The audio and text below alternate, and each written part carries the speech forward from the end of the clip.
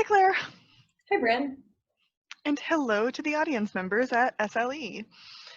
So because the conference is happening in kind of an unusual format this year, we're approaching the video version of our presentation as a sort of informal discussion. And because of that, we're going to breeze by a few of our slides pretty quickly. We know you won't be able to read the slide in the time that it's on the screen, but we've also posted them, so you'll be able to check there for details. Yeah, so Claire, what are we talking about today? So we're going to talk about discourse pragmatic elements under language contact, and it's the case of Pidgin-like and Zövaltous Katso. Great, let's chat about our research. Yeah. So you and I are talking about some kind of different things, but the reason we brought it together in this one presentation is because we're interested in answering this question about what can a comparison of borrowed discourse pragmatic elements tell us about discourse phenomena under language contact. We already know from previous literature that discourse pragmatic elements are among the first items borrowed in a language context scenario. And you and I are both of our research subjects involve a discourse marker that's borrowed from a majority language into a minority language where those two languages stay in sustained contact with each other, and there's a lot of bilingualism. Yeah. So we might have this naive assumption for our research scenarios that those borrowed discourse markers are going to behave as they do in the source language. Like maybe those bilinguals who speak the minority language are just going to keep the same function that the discourse marker had in the source language. So we're going to explore whether borrowed discourse markers maintain the same functions as in the source language under continued contact, or whether they lose functions or gain any new functions. Yeah, and so our two research situations are geographically pretty far apart from each other, but kind of sociolinguistically sort of similar. So tell me about Hawaii, Claire. Yeah. So it's kind of hard to talk about these two languages without going into the history of settler colonialism in Hawaii, but to kind of sum it up, Hawaiian is the indigenous language that's spoken prior to European contact and is still spoken today. And post-contact, there was a plantation era here in Hawaii where mostly white English-speaking plantation owners, they imported labor from all around the globe. So there were speakers of Chinese, Japanese, Portuguese, and others, and they needed to communicate with speakers of English and Hawaiian. And as tends to happen in these situations, a Creole language formed, which we now call Pidgin. Okay, so it's a Creole that's called Pidgin, kind of confusingly, as often happens. Yeah. Yeah, yeah. So it's one of those situations. And then alongside that, we have a regional variety of English, Hawaii English, which is phonetically similar to North American varieties, but it's got influence from contact with Pidgin and other local languages. And pretty much all Pidgin speakers are bilingual in Hawaii English as well. Cool. So in your situation, the majority language is Hawaii English, and it's supplying a discourse element that Pidgin borrows. Yeah. And Pidgin is the minority language. So where I do research in Georgia, the majority language is Georgian. And then the minority language that I focus my research on is Zövaltous, which is an endangered indigenous language of the Caucasus. It belongs to the Northeast Caucasian language family, whereas Georgian belongs to the South Caucasian language family, also known as Kartvelian. So yeah, they're technically unrelated, but the speakers of Zövaltous are all bilingual, so they also speak Georgian. And then I'm talking about a discourse marker that was borrowed from Georgian into Zövaltous. Cool. So tell me what you found in your research. Yeah, so the data that I looked at comes from two corpuses collected right here in Hawaii. And those two data sets are pretty well balanced for age and gender. And so when I was looking at the data, I coded every token of like in both corpuses using Darcy's framework that she lays out in her 2017 book, which is great. You should all read it.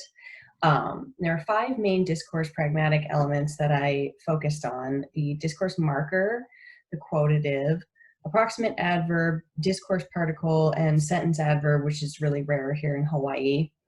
And crucially, like Darcy, I draw a distinction between clause initial discourse marker like and clause medial discourse particle like. And in this work, I focus on the discourse marker.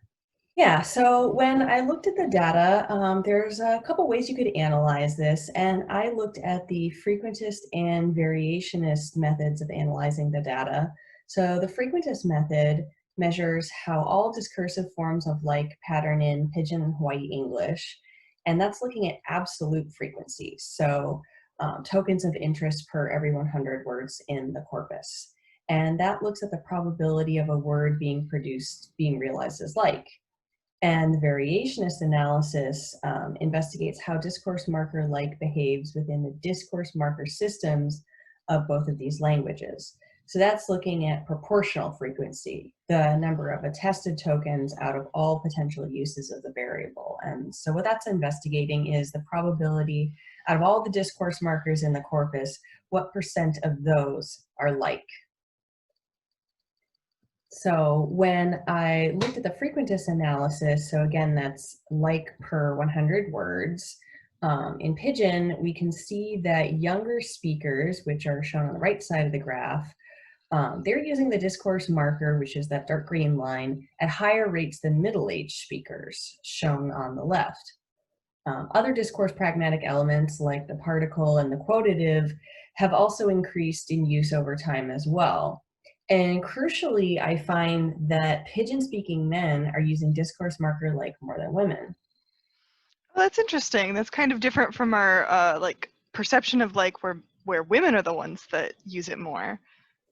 Yeah, that I found that really interesting. And so I wanted to see what was the case with Hawaii English. So when I looked at the Hawaii English data set, the most common functions of like are, again, the marker, the particle, the quotative, which are used with increasing frequency by younger speakers, consistent with what Darcy finds for global Englishes, but I didn't find any gender difference in discourse marker like. Okay, so that's just like the total frequency of like. What about within that whole discourse marker system you were talking about?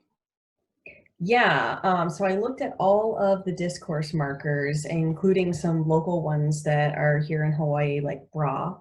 And so within the discourse marker system of Pidgin, again, we see an increase in discourse marker like. And again, we see that with this proportional analysis, men are using it at higher rates than women. So with both analyses, we're seeing an increase in discourse marker like over time.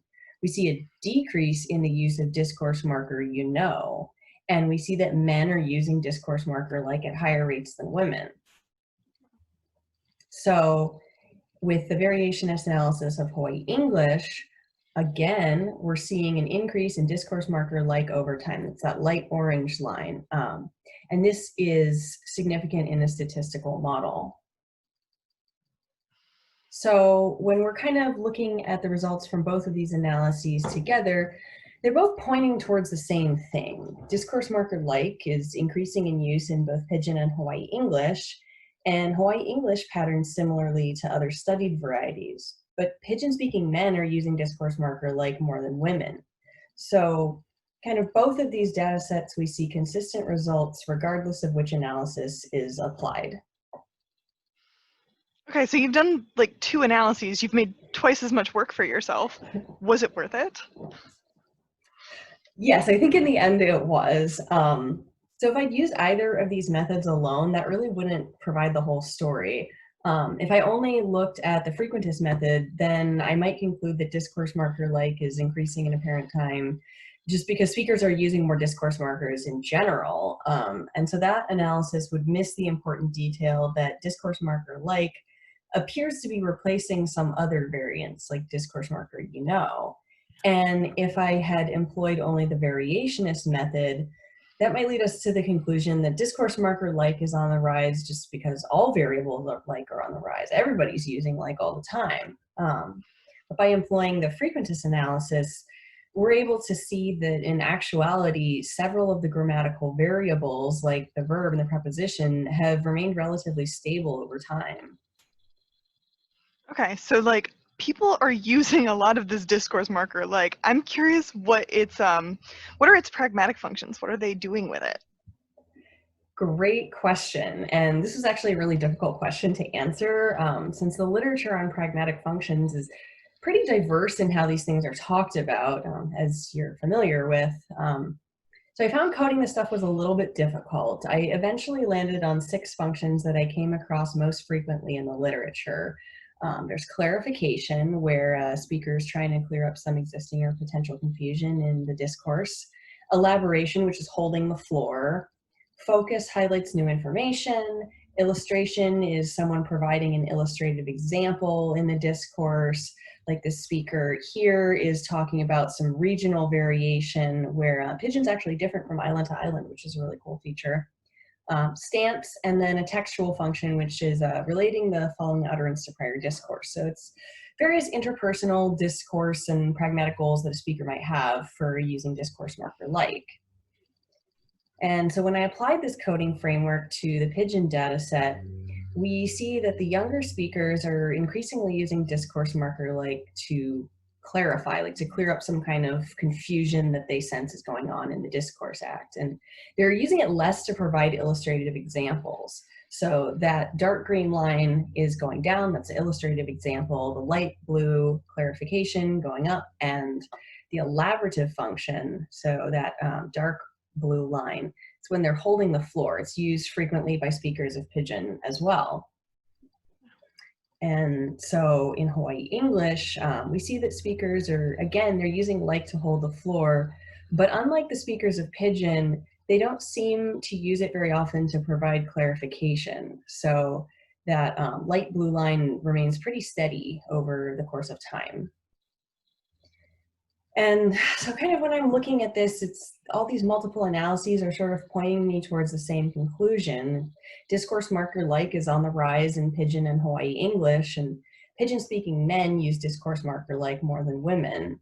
And in Pidgin, people are using it mainly for clarification and elaboration. So they're using it to hold the floor and kind of clear up some potential confusion in the discourse. Whereas in Hawaii English, people are using discourse marker like primarily to hold the floor and less so for clarification purposes. So it seems like Pidgin speakers are using like in subtly different but meaningful ways. And so I'm kind of curious how you would characterize the discourse marker that you're looking at in Georgian and Tsovatush. And did you find that it was the same or was it used differently at all? Oh yeah, I found differences in how how the discourse marker I look at is used in these two different languages. Right, so I'm talking about Katso, which I consider to be a discourse marker in both Georgian and in Tsovatush, but it was originally Georgian, so it's a borrowed element in Tsovatush. It's originally from the Georgian word meaning man, which in nominative case is katsi, and it means man in kind of the same sense that the English word man means adult human male, or it could just mean people in general sometimes. Um, but we're interested in the form katso, which is the vocative case form. The most canonical dictionary definition of this vocative katso then would be to get the attention of an adult male.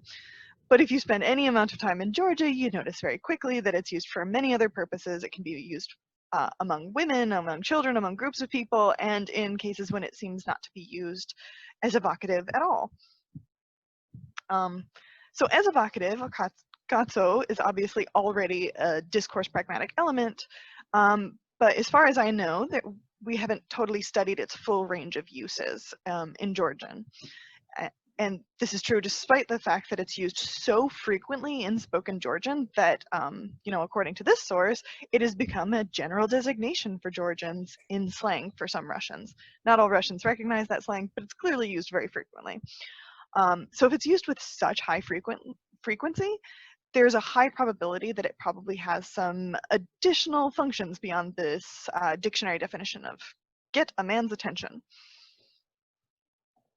So not only is there this exciting kind of potentially underreported discourse marker in Georgian, but in my research I've found that it's been borrowed into Tsovatush, which I've said is an unrelated indigenous language of the Caucasus. It's spoken in one village on the east side of the country, shown in this map here, the village of Zemoavani. So I started paying attention to Katso as a discourse marker first because I heard it all the time around me when people were speaking Georgian, starting, when I started working with this community in 2016 for the next several years. But then I also noticed that it was showing up in my Tsovatush data, so I was curious, is this being borrowed? What's going on? What are people using it for? Here's an example of it being used in a pair story, just so we can hear what it sounds like. So this whole phrase is in Tsovatush, and at the end we have this discourse marker, Katso. Let's see if I can play it. Yeah. All right, I'm going to play it again, and this time I want you to tell me what you hear at the end there. It sounds super phonetically reduced to me, like guts. Yeah, it's definitely undergoing some sort of phonetic reduction. So altogether, it's clearly showing some signs of becoming a discourse marker in both languages. Since there's some semantic bleaching, it's used with high frequency, there's this phonetic reduction, which makes me suspect that Katso probably has taken on additional discourse pragmatic functions beyond its use as evocative. So I also worked with corpus data for this study. Refer to the slide for details and citation info.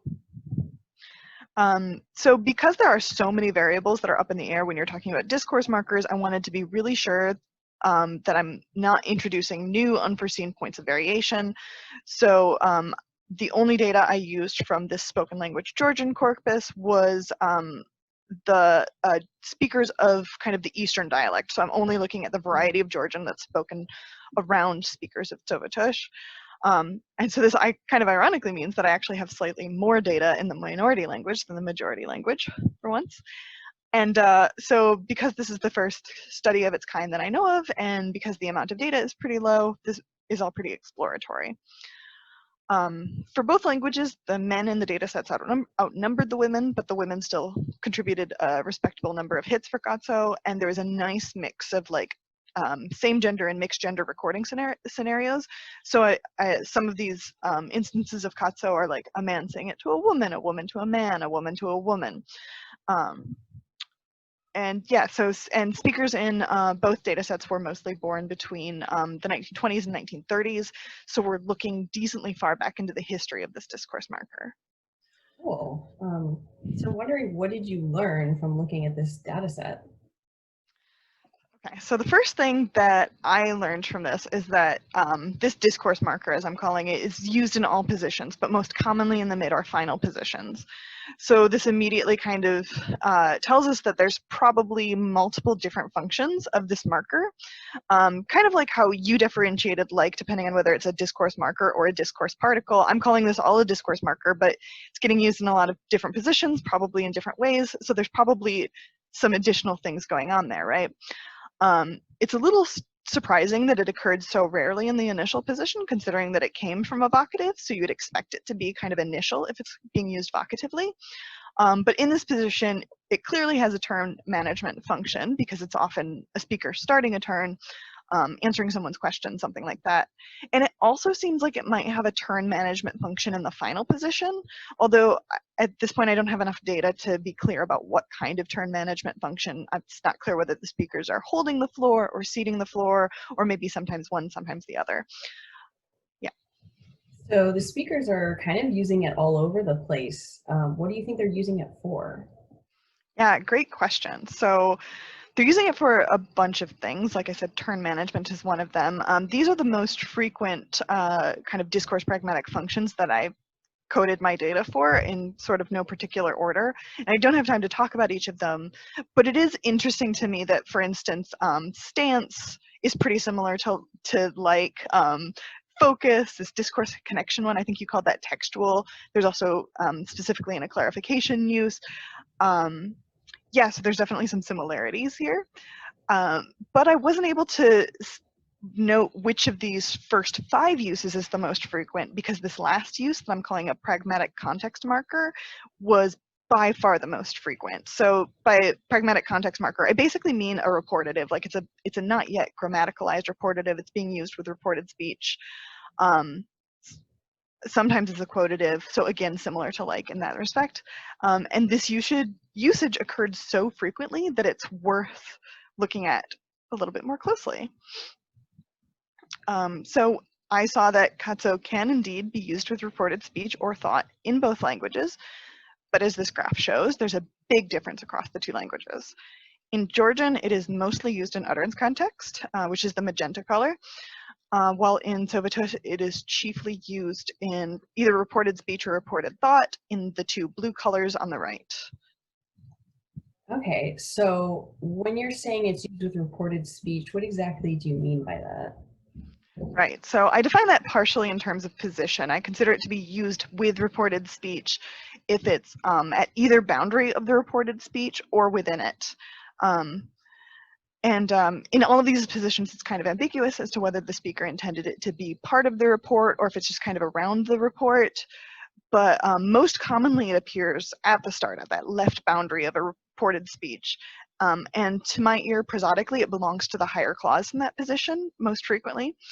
So if there is a speech verb introducing the reported speech, Gatso can often be like nearly encliticized to it.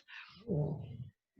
So is it always used with a speech verb, like she said like, or can it act like a quotative on its own, she's like? Yeah, I was really excited to find some instances of the latter use in the data. So I think it's most often used with reports introduced by some sort of quotative verb, like say or think, but sometimes it seems to act as the quotative itself. So as in this example, he rushed and so scared got, so such a thing happened to me. These sorts of examples is actually what made me make this connection with like in English, because you could easily translate this example as he rushed and so scared, like such a thing happened to me. And so it really seems to be mirroring the development of like as a quotative, where initially like was used with a speech verb, but then it came to act as the quotative itself. And then initially it seemed to be associated with imprecise speech reports, which I think this is an example of in Tsovatush. And then later it generalized to be used for kind of any sort of report, right? So is this a recent innovation in Tsovatush or Georgian?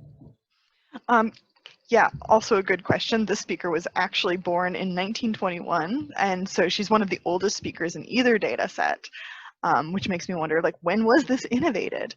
To check whether the reported uses in general were growing or decreasing, I split the speakers according to whether they were born before or after the Soviet Union entered World War II, which is a pretty meaningful date for these communities. The dotted line represents its use in reported context. The solid line is for use in utterance context.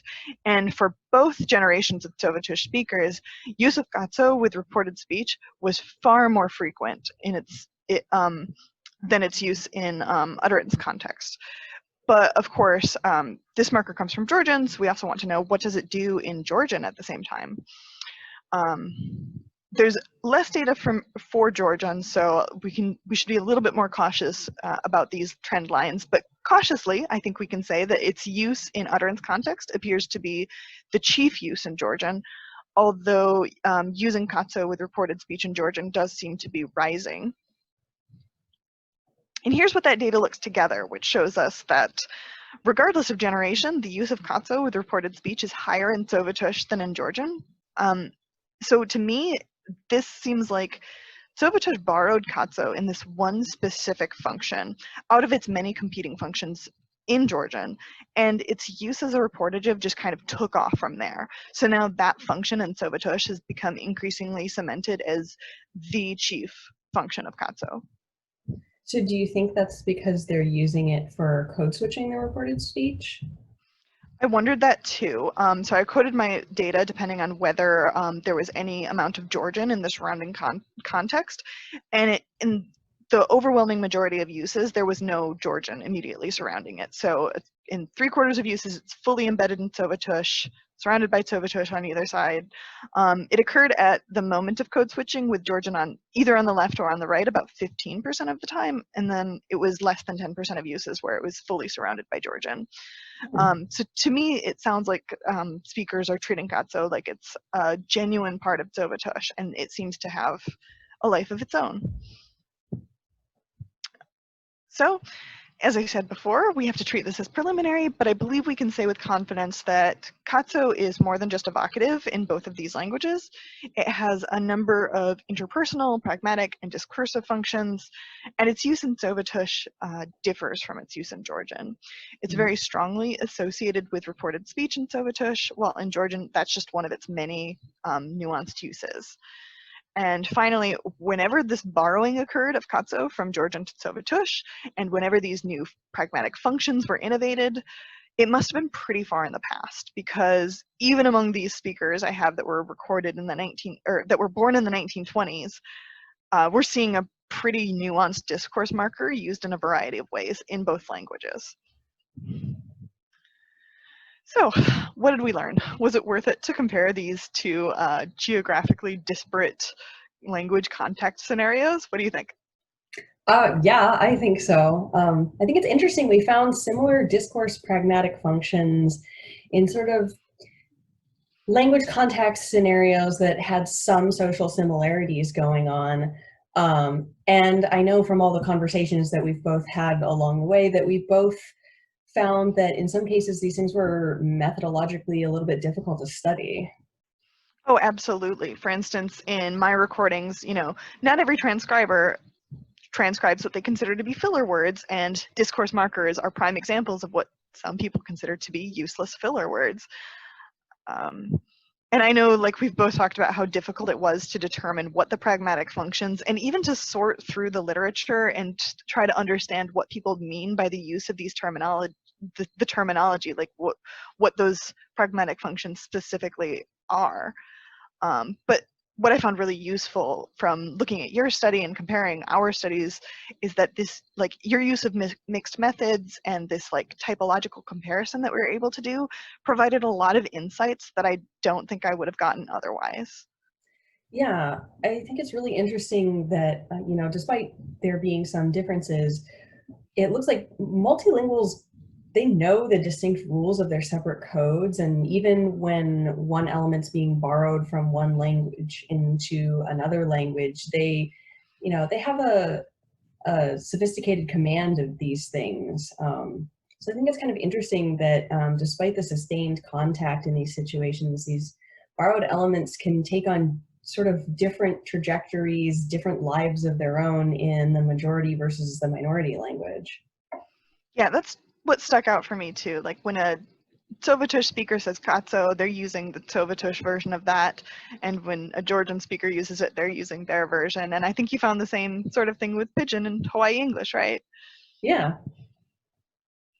Yeah, so I think we learned a lot from this. The conversation was really productive, and it's a nice reminder of how the best version of a conference, I think, is when we're having lots of conversations with each other and we get to interact in this way. And I think this version of SLE probably turned out in a way that not everybody would have wanted. We would prefer to actually be in Romania instead of just setting our Zoom backgrounds to rural Romania.